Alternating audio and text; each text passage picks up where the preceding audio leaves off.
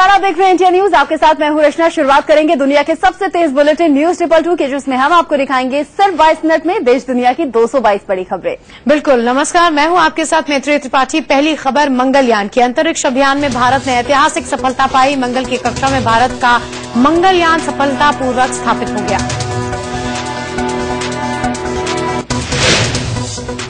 Mission की सफलता के साथ ही मोदी ने ताली बजाकर हिंदुस्तान की कामयाबी का जश्न मनाया।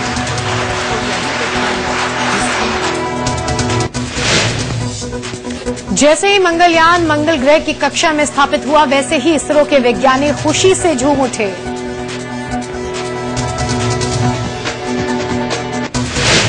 पहली कोशिश में यान को मंगल ग्रह की कक्षा में स्थापित करने वाला भारत दुनिया का पहला देश बन गया है। इस ऐतिहासिक सफलता के साथ ही भारत ने अमेरिका, रूस समेत सभी देशों को पीछे छोड़ दिया। अब तक यूरोपीय, अमेरिकी और रूसी यान मंगल की कक्षा में पहुंचने या उतरने में सफल रहे हैं। अब भारत इस सफलता को पाने वाला चौथा देश बन गया है। अंतरिक्ष अभियान में सफलता के बाद पीएम मोदी ने देश को बधाई दी। मोदी ने कहा कि आज मंगल को मॉम मिल गई। मोदी ने इसरो के वैज्ञानिकों को बधाई दी। मोदी ने कहा कि आज मंगल से मिलन हो गया। मोदी ने कहा कि भारत ने आज इतिहास रच दिया है। मोदी ने कहा कि वैज्ञानिकों के सामने बड़ी चुनौती थी। प्रधानमंत्री मोदी ने कहा कि मुझे मिशन की सफलता का पूरा भरोसा था। पीएम ने कहा कि हम सफल होते हैं तो ईर्ष्या और विफल होते हैं तो आलोचना का शिकार होते हैं। इसरो के वैज्ञानिकों को बधाई देते हुए मोदी ने वैज्ञानिकों के विश्वास के चलते सफलता मिली, ऐसी बात कही। मोदी ने कहा कि सफलता से ज्यादा खतरा उठाने की हिम्मत बड़ी होती है। प्रधानमंत्री ने कहा कि जब इरादे मंगल हो तो यात्रा मंगलमय ही होती है। इसरो सेंटर में मौजूद रहे पीएम मोदी ने कहा कि हम फिर से विश्व गुरु बनेंगे। मोदी ने कहा कि देशवासियों को वैज्ञानिकों की सफलता पर गर्व करना चाहिए। मोदी ने कहा कि हमारी क्रिकेट टीम एक टूर्नामेंट जीतती है तो देश झूम उठता है। वैज्ञानिकों की उपलब्धि उससे भी हजारों गुना बड़ी है। पीएम मोदी ने कहा कि जब यान का नाम मार्स ऑर्बिटर मिशन यानी मॉम रखा गया था, तभी समझ गया था कि मां कभी बेटे को निराश नहीं करती। इससे पहले मिशन के अंतिम चरण की शुरुआत सुबह 4:17 पर हुई। 7:12 पर यान मंगल ग्रह की छाया में प्रवेश हुआ। 7:17 पर यान का इंजन शुरू किया गया। 7:30 बजे इंजन के शुरू होने की पुष्टि हुई। 7:37 पर यान मंगल ग्रह की छाया से बाहर निकला। 7:41 पर इंजन बंद हुआ। 7:47 पर यान ने दोबारा संपर्क हुआ। करीब 8 बजे मंगलयान मंगल ग्रह की कक्षा में स्थापित हो गया। मिशन की सफलता के साथ मंगल ग्रह की छाया से बाहर निकला। 7:41 पर इंजन बंद हुआ। 7:47 पर यान ने दोबारा संपर्क हुआ। करीब 8 बजे मंगलयान मंगल ग्रह की कक्षा में स्थापित हो गया। मिशन की सफलता के साथ ही मंगल ग्रह के रहस्य से पर्दा उठाने में अब बड़ी मदद मिलेगी। मंगल ग्रह के वायुमंडल, खनिजों और संरचना का अध्ययन किया जाएगा। सबसे खास मीथेन की जांच करनी होगी। मंगलयान के साथ 5 उपकरण भेजे गए हैं जो कि मंगल ग्रह के संकेत भेजेंगे। इन उपकरणों का कुल भार 15 किलो है। मंगल पर जीवन की तलाश के लिए मंगलयान में मीथेन सेंसर लगाए गए हैं। ये सेंसर हिंदुस्तान में बने हैं। पहली बार मार्स मिशन पर मीथेन सेंसर का इस्तेमाल किया गया है। सेंसर के जरिए मंगल पर मीथेन की मौजूदगी का पता लगाया जाएगा। 5 उपकरणों में मार्स कलर कैमरा भी शामिल है जो मंगल ग्रह के फोटो खींचकर भेजेगा। मंगलयान का थर्मल सेंसर भी लगे हुए हैं जो कि मंगल ग्रह के ठंडे हिस्सों और बेहद गर्म हिस्सों की पहचान करेगा। मंगलयान को पिछले साल 5 नवंबर को आंध्र प्रदेश के श्रीहरिकोटा से PSLV C-25 के जरिए लॉन्च किया गया था। 1 दिसंबर को यान पृथ्वी की कक्षा से बाहर निकाला गया था। पूरे मिशन के लिए 300 दिन तय किए गए थे। यान को धरती की कक्षा से दूर पहुंचने के लिए 7 नवंबर और 16 नवंबर 2013 को 6 विस्फोट कराए गए थे। मंगलयान को पिछले साल 5 नवंबर को आंध्र प्रदेश के श्रीहरिकोटा से PSLV C-25 के जरिए लॉन्च किया गया। 22 सितंबर यानी 2 दिन पहले ही मंगलयान के लिक्विड इंजन को 4 सेकंड तक टेस्ट फायर किया गया था। इसरो का यह प्रयोग सफल रहा। करीब 300 दिन से बंद पड़े इंजन को चालू करना बड़ी चुनौती था। यान को 21.5 करोड़ किलोमीटर की दूरी से कमांड देकर चालू किया गया। आज इंजन को फिर स्टार्ट किया गया। भारत का मंगल मिशन सिर्फ 450 करोड़ रुपए का है। ये 600 करोड़ की लागत से बनी हॉलीवुड फिल्म ग्रेविटी से भी सस्ता है। प्रधानमंत्री ने 30 जून को PSLV C-23 की लॉन्चिंग के मौके पर कहा था कि हमारा मंगल मिशन हॉलीवुड फिल्म से भी सस्ता है। अमेरिकी स्पेस एजेंसी नासा के मार्स मिशन के मुकाबले हिंदुस्तान का मार्स मिशन करीब 7 गुना सस्ता है। नासा के मंगल मिशन की लागत करीब 40 अरब रुपए है, जबकि हिंदुस्तान के मिशन मंगल की लागत सिर्फ 6 अरब है। दिल्ली के चिड़ियाघर से कल दिल दहलाने वाली तस्वीरें सामने आई। एक व्हाइट टाइगर ने एक युवक को अपना शिकार बना लिया।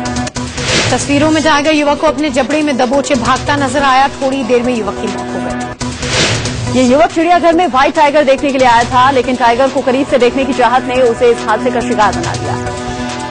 टाइगर को करीब से देखने और उसकी फोटो खींचने के चक्कर में युवक का पैर फिसला और सीधे वो टाइगर के बाड़े में जा गिरा। टाइगर के बाड़े में इस शख्स के गिरने के बाद उस टाइगर ने इसे अपना शिकार बना लिया। जो युवक व्हाइट टाइगर के बाड़े में गिरा उसका नाम मकसूद है और वो 12वीं का छात्र बताया जा रहा है।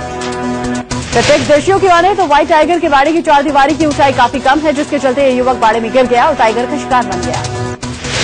प्रत्यक्षदर्शियों के मुताबिक बाघ ने बाड़े में गिरे युवक पर पहले हमला नहीं किया। युवक कुछ देर करीब 10 मिनट तक सहमा हुआ बाघ के सामने बैठा रहा।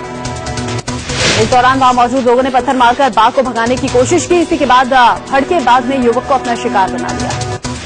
मौके पर मौजूद कुछ लोगों ने मोबाइल से इस घटना का वीडियो रिकॉर्ड कर लिया, जिसमें बाघ छात्र को अपने बाड़े में घसीटता हुआ नजर आ रहा है। बताया जा रहा है कि चिड़ियाघर के सुरक्षा गार्ड युवक के बाड़े में गिरने के लगभग 15 मिनट बाद घटनास्थल पर पहुंचे थे। व्हाइट टाइगर के बाड़े में गिरे युवक की पहचान हो गई है। युवक का नाम मकसूद था और वो दिल्ली के आनंद पर्वत इलाके के गली नंबर 12 का रहने वाला था। मकसूद चिड़ियाघर घूमने गया था। दोपहर लगभग 1 बजे उसके साथ यह हादसा हो गया। हादसे की जानकारी मिलने पर मकसूद के घर वाले रोते बिलखते पुलिस स्टेशन पहुंचे। पुलिस स्टेशन पहुंचे मकसूद के पिता परदेसी के मुताबिक उसकी दिमागी हालत ठीक नहीं थी। मकसूद के पिता ने बताया कि पिछले 2-3 साल से मकसूद का इलाज चल रहा था। इस हादसे पर चिड़ियाघर प्रशासन की तरफ से सफाई भी आ गई है। जू के डायरेक्टर अमिताभ अग्निहोत्री ने दावा किया है कि मकसूद खुद बाघ के बाड़े में जा कूदा था। जू के डायरेक्टर अमिताभ अग्निहोत्री ने यह भी कहा कि सेंट्रल जू अथॉरिटी के मानकों के आधार पर बाड़ा डिजाइन किया गया है। अमिताभ अग्निहोत्री के मुताबिक वहां मौजूद गार्ड प्रवीण ने युवक को बाड़े में घुसते हुए देखा। वायरलेस पर मैसेज जारी कर दिया था। वायरलेस पर मैसेज के बाद बाघ को लगातार हटाने की कोशिश की गई, लेकिन बाघ के ध्यान को बटाने में कामयाबी नहीं मिली। जू के डायरेक्टर के मुताबिक इस दौरान पुलिस और एम्बुलेंस को भी बुला लिया गया था। जू के डायरेक्टर के तमाम दावों के उलट जू के अंदर कई खामियों को लेकर सवाल उठ रहे हैं।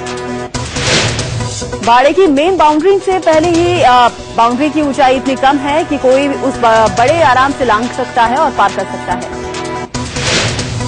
एक्सपर्ट्स के मुताबिक टाइगर पानी से दूरी बनाए रखता है। अगर दिल्ली के जू में टाइगर के खाते में पानी होता तो शायद मकसूद की जान बच जाती। युवक के बाड़े में गिरने से 10 मिनट बाद बाघ ने उस पर हमला किया, लेकिन तब तक कोई क्विक रिस्पांस टीम ट्रैंकुलाइजर के साथ मौके पर क्यों नहीं पहुंची। दिल्ली के सरता विहार में देर रात 11वीं के एक छात्र की चाकू से गोदकर हत्या कर दी गई। परिजनों के मुताबिक राजा नाम के छात्र का कुछ दिन पहले कुछ लड़कों से झगड़ा हुआ था, जिन्होंने राजा को जान से मारने की धमकी दी थी। राजा देर रात घर लौटा, लेकिन उसकी मां घर पर नहीं थी। मां को ढूंढने राजा घर से बाहर निकला था। हमला तभी हुआ। पुलिस ने मामला दर्ज कर आरोपी की तलाश शुरू कर दी है। दिल्ली के द्वारका सेक्टर 16 में एक कुरियर कर्मचारी से लूटपाट का विरोध करने गए एक शख्स की लुटेरों ने गोली मारकर हत्या कर दी। हत्या करने के बाद बदमाश कुरियर कर्मचारी से 75,000 रुपए लूटकर फरार हो गए। दिल्ली के भजनपुर इलाके में हुए एक सड़क हादसे में BCA के छात्र की मौत के बाद गुस्साए भीड़ ने जमकर हंगामा किया। लोगों ने DTC की आधा दर्जन बसों में जमकर तोड़फोड़ की, सड़क जाम कर दी। बताया जा रहा है कि करावल नगर निवासी पंकज नाम का छात्र गाजियाबाद के एक कॉलेज से BCA कर रहा था। आज कॉलेज जाते वक्त एक बस ने उसे टक्कर मार दी। पंकज की मौत के बाद उसके दोस्तों और परिजनों ने जमकर हंगामा किया। गुड़गांव के पटौदी चौक के पास से सोमवार की शाम को अगवा की गई 5 महीने की बच्ची को पुलिस ने सकुशल छुड़ा लिया। पुलिस ने अपहरणकर्ता को भी गिरफ्तार कर लिया। बलि चढ़ाने के लिए बच्ची का अपहरण किया गया था। यूपी के बरेली में चलती कार में गैंगरेप का मामला सामने आया है। लिफ्ट देने के बहाने 4 लोगों ने कार में एक महिला से बंदूक की नोक पर रेप किया, फिर सड़क पर फेंककर फरार हो गए। महिला को उसके मासूम बच्चे की मौजूदगी में कार में चारों बदमाशों ने गैंगरेप की वारदात को अंजाम दिया। यूपी के बिजनौर में ट्रक और मोटरसाइकिल की टक्कर में BBA के एक छात्र की मौत के बाद लोगों ने जमकर हंगामा किया। गुस्से में आए छात्रों ने कई ट्रकों में तोड़फोड़ की और जाम लगाकर हंगामा किया। बताया जा रहा है कि मुरादाबाद बिजनौर रोड पर स्थित कॉलेज के एक छात्र को ट्रक ने टक्कर मार दी, जिससे उसकी मौत हो गई। महाराष्ट्र में सीटों के बंटवारे को लेकर जारी बीजेपी शिवसेना का गतिरोध खत्म होने के आसार दिख रहे हैं। महाराष्ट्र में सीट बंटवारे को लेकर हो रही बीजेपी, शिवसेना और सहयोगी दलों की बैठक खत्म हो गई है। बैठक में बीजेपी से ओम माथुर, देवेंद्र फडणवीस, विनोद तावड़े, एकनाथ खड़से मौजूद थे। शिवसेना की नुमाइंदगी संजय राउत और सुभाष देसाई, अनिल देसाई ने की। दोनों पार्टियों ने गठबंधन बरकरार रखने के लिए रास्ता निकालने पर बात की। शिवसेना नेता संजय राउत ने कहा कि सीट बंटवारे को लेकर दोनों ही पार्टियों में कोई नाराज नहीं है। संजय राउत ने कहा कि सीट बंटवारे को लेकर बीजेपी और शिवसेना के बीच सब कुछ ठीक है, जल्द ही सारा मामला हल हो जाएगा। बीजेपी नेता देवेंद्र फडणवीस ने कहा कि बैठक में सीट बंटवारे को लेकर सभी के साथ चर्चा की गई। बीजेपी नेता देवेंद्र फडणवीस ने कहा कि बीजेपी सभी सहयोगियों को साथ लेकर चलना चाहती है। सूत्रों से खबर है कि नए प्रस्ताव के तहत शिवसेना 151 सीटों पर लड़ेगी, जिसका ऐलान वो पहले ही कर चुकी थी। वहीं बीजेपी को 130 सीटें मिलेंगी, जिसके लिए वो अड़ी हुई थी। नए प्रस्ताव में सहयोगी दलों के लिए सिर्फ 7 सीटें हैं। शिवसेना का जो पुराना फॉर्मूला था उसमें थोड़ा फेरबदल किया गया है। पहले बीजेपी को 119 और सहयोगी दलों को 18 सीटें ऑफर की गई थी। नए फॉर्मूले के तहत सहयोगियों को प्रस्तावित 18 सीटों में से 11 सीटें बीजेपी के खाते में दी गई हैं। मुंबई में बीजेपी कार्य समिति की अलग से बैठक भी हुई, जिसमें चुनावी रणनीति पर चर्चा की गई। बैठक में पार्टी के वरिष्ठ नेताओं के साथ साथ अलग अलग इलाके से आए बीजेपी के भावी उम्मीदवार भी शामिल हुए। महाराष्ट्र में कांग्रेस और एनसीपी में सीटों के बंटवारे को लेकर गतिरोध जारी है। कांग्रेस एनसीपी की संयुक्त बैठक में कोई नतीजा नहीं निकला। सीटों पर जारी गतिरोध तोड़ने के लिए एक बार फिर से बैठक होगी। सूत्रों से खबर है कि बैठक में एनसीपी ने 50-50 के फॉर्मूले पर अड़ते हुए 144 सीटें मांगी, जो कांग्रेस को मंजूर नहीं। खबर यह भी है कि कांग्रेस ने 130 सीटों का ऑफर किया है, लेकिन एनसीपी तैयार नहीं हुई। कांग्रेस नेता और मंत्री नारायण राणे ने कहा कि कुछ मुद्दों पर एनसीपी से बात नहीं बन पाई। सीट बंटवारे को लेकर शरद पवार एनसीपी के वरिष्ठ नेताओं के साथ सुबह 9 बजे बैठक करने वाले हैं। कांग्रेस एनसीपी को लेकर अभी तक सीटों का बंटवारा तय नहीं हुआ है, लेकिन आज कांग्रेस महाराष्ट्र में अपने उम्मीदवारों की सूची जारी करेगी। कांग्रेस महाराष्ट्र के साथ साथ हरियाणा के भी प्रत्याशियों की लिस्ट आज जारी करेगी। एनसीपी सांसद सुप्रिया सुले ने कांग्रेस पर बड़ा निशाना साधा। सुप्रिया सुले ने कहा कि शरद पवार को पार्टी से निकालकर गलती की और अब वो चाहते हैं कि एनसीपी का कांग्रेस में विलय हो जाए। प्रधानमंत्री नरेंद्र मोदी 2 दिन के कर्नाटक दौरे पर हैं। इस दौरान वो कई कार्यक्रमों में शिरकत करेंगे। पीएम मोदी तुमकुर में 110 एकड़ में फैले मेगा फूड पार्क का उद्घाटन भी करेंगे। इसमें 30 फूड प्रोसेसिंग कंपनीज होंगी, जिसमें लगभग 1000 करोड़ का निवेश होगा। कर्नाटक के सीएम सिद्धरमैया भी इस कार्यक्रम में प्रधानमंत्री के साथ मंच साझा करेंगे। इस बीच कर्नाटक बीजेपी ने जारी किया है कि पीएम के कार्यक्रम के दौरान वोटिंग न हो। इससे पहले पीएम की सभा में हरियाणा और महाराष्ट्र में कांग्रेस के मुख्यमंत्रियों के खिलाफ वोटिंग हो चुकी है। कल बेंगलुरु पहुंचे पीएम ने 2 अक्टूबर से देश में सफाई अभियान की शुरुआत करने का ऐलान किया। पीएम ने लोगों से अपील की कि साल में कम से कम 100 घंटे साफ सफाई के लिए खर्च करें। पुराने कानूनों को हटाने की जरूरत को पीएम ने एक बार फिर दोहराया। वहीं पीएम ने देश में न्यूनतम पेंशन 1000 रूपये करने का ऐलान भी किया। 5 दिनों के अमेरिका दौरे पर पीएम नरेंद्र मोदी 25 सितंबर को दिल्ली से रवाना होंगे। मोदी विशेष विमान एयर इंडिया 1 से 26 सितंबर को न्यूयॉर्क के जॉन एफ कैनेडी अंतर्राष्ट्रीय हवाई अड्डे पर उतरेंगे। 30 सितंबर को शाम में वॉशिंगटन के एंड्रूज एयरपोर्ट हवाई अड्डे से मोदी वापस लौटेंगे। 100 घंटे से ज्यादा की इस यात्रा के दौरान मोदी 50 से ज्यादा कार्यक्रमों में हिस्सा करेंगे। 27 सितंबर को संयुक्त राष्ट्र महासभा में प्रधानमंत्री नरेंद्र मोदी का संबोधन होगा। खास बात यह है कि वो हिंदी में भाषण देंगे। इसके अलावा 27 तारीख को ही पीएम ग्लोबल सिटीजन फेस्टिवल में शरीक होंगे। 27 सितंबर को ही पीएम नरेंद्र मोदी न्यूयॉर्क में 9/11 हमले में मारे गए लोगों को श्रद्धांजलि भी देंगे। 28 सितंबर को पीएम नरेंद्र मोदी न्यूयॉर्क के मेडिसन स्क्वायर गार्डन में अमेरिकी भारतीयों को संबोधित करेंगे। मोदी को सुनने के लिए करीब 40,000 लोगों ने रजिस्ट्रेशन करवाया है। साथ ही टाइम्स स्क्वायर पर मोदी का भाषण लाइव भी दिखेगा। 28 सितंबर को न्यूयॉर्क के मेडिसन स्क्वायर गार्डन में मोदी के लिए रंगारंग कार्यक्रम पेश किया जाएगा। इस कार्यक्रम के लिए तैयारियां जोर शोर पर हैं। लड़कियां रिहर्सल कर रही हैं। मोदी के दौरे को कवर करने के लिए इंडिया न्यूज भी अमेरिका में है। हमने उस रेस्टोरेंट का जायजा लिया जहां से मोदी के डेलीगेशन के लिए खाना परोसा जाएगा। डेलीगेशन के लिए न्यूयॉर्क के बुखारा ग्रिल रेस्टोरेंट में बनाया जाएगा खाना। बुखारा ग्रिल रेस्टोरेंट में करीब 50 लोगों के लिए खाना खाने का इंतजाम करने के लिए कहा गया है। पूरा खाना शाकाहारी होगा और इसमें गुजराती से लेकर साउथ इंडियन तक परोसा जाएगा। इससे पहले मनमोहन सिंह और अटल बिहारी वाजपेयी के डेलीगेशन के लिए मांसाहारी भोजन भी रहता था। ये मोदी क्योंकि उपवास पर रहेंगे, लिहाजा उनके लिए बिना नमक का नींबू पानी परोसा जाएगा। बताया जा रहा है कि ओबामा के साथ टोस्ट भी मोदी नींबू पानी के साथ करेंगे। अमेरिका मोदी के रंग में रंगा नजर आ रहा है। न्यू जर्सी की कई दुकानों में मोदी मैजिक ब्रांड की नमकीन तैयार की गई है। वहीं चाय के कप भी मोदी की तस्वीर और नमो नमो के नारों से सजाए गए हैं। इतना ही नहीं, न्यू जर्सी के युवाओं में भी मोदी का खुमार देखा जा सकता है। लड़कियों ने हाथों में कमल वाले टैटू बनवाए हैं। 29 और 30 सितंबर को व्हाइट हाउस में मेजबान अमेरिकी राष्ट्रपति बराक ओबामा से मोदी बात करेंगे। प्रधानमंत्री इस दौरान फॉर्च्यून 500 लिस्ट में शामिल कई कंपनी से सीईओ से भी बात करेंगे। संयुक्त राष्ट्र के अधिवेशन के बाद पीएम नरेंद्र मोदी पाकिस्तान के प्रधानमंत्री नवाज शरीफ से मुलाकात नहीं करेंगे। भारतीय विदेश मंत्रालय के प्रवक्ता सैयद अकबरुद्दीन ने कहा कि मोदी नवाज की मुलाकात का कोई प्लान नहीं है।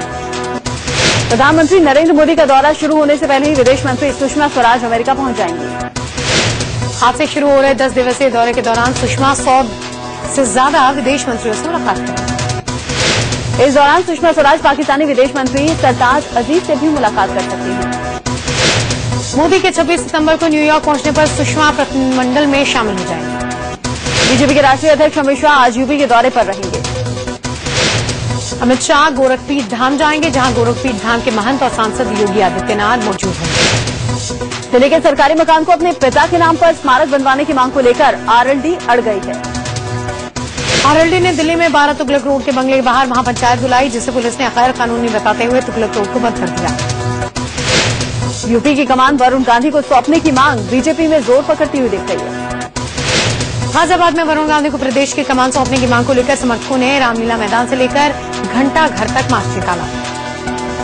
अरविंद केजरीवाल ने ऑटो चालकों को आम आदमी पार्टी से जोड़ने के लिए नई रणनीति तैयार की है। आम आदमी ऑटो संगठन यानी आस नाम से केजरीवाल एक नई विंग बनाने जा रहे हैं, जिसका कुछ दिनों में औपचारिक ऐलान होगा। दरअसल केजरीवाल को ऑटो चालकों के कुछ संगठनों ने पिछले चुनाव में मदद की थी, लेकिन बाद में इनका आम आदमी पार्टी से मोहभंग हो गया। आम आदमी पार्टी के विधायक सोमदत्त शर्मा की अगुवाई में ऑटोमोबाइल एसोसिएशन ने दिल्ली के उपराज्यपाल के घर के बाहर प्रदर्शन किया।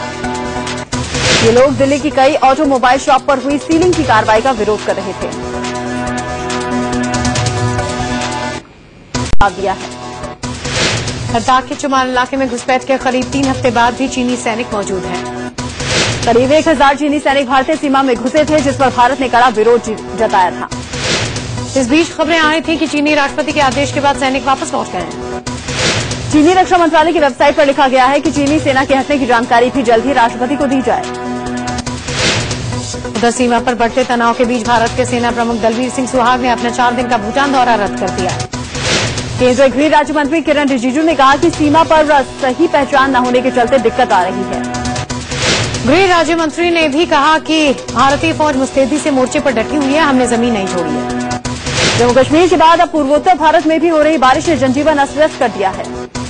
असम और मेघालय के कई जिलों में तीसरे दिन भी भारी बारिश के चलते अचानक आई बाढ़ से अब तक 10 लोगों की मौत हो गई।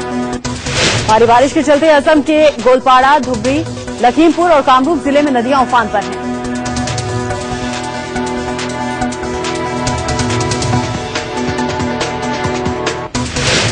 मेघालय में हो रही भारी बारिश के बाद हुई लैंडस्लाइड की अलग अलग घटनाओं में 8 लोगों की मौत हो गई। राजधानी शिलांग समेत सूबे के 5 जिलों में 72 घंटे से हो रही बारिश लोगों के लिए मुसीबत बन गई है। दिल्ली से सटे नोएडा और गाजियाबाद में 8 लोगों को भारी दिक्कत का सामना करना पड़ सकता है। 21 सूत्रीय मांगों को लेकर यूपी रोडवेज के अस्थायी कर्मचारी ने अपनी मांगों को लेकर आज चक्का जाम करने का ऐलान किया है। सिटी बस सर्विस के अलावा नोएडा और ग्रेटर नोएडा से लंबे रूट की बसें भी बंद रहेंगी। दिल्ली से नोएडा आने वाले कई ऑटो के सड़क से हटने के चलते ही पहले से लोगों को दिक्कत का सामना करना पड़ रहा है। दिल्ली गुजरात में गरबा को लेकर विवादित बयान देने वाले सूफी इमाम मेहदी हुसैन को पुलिस ने हिरासत में ले लिया। इमाम के खिलाफ धार्मिक भावनाएं भड़काने के आरोप में एफआईआर दर्ज की गई है।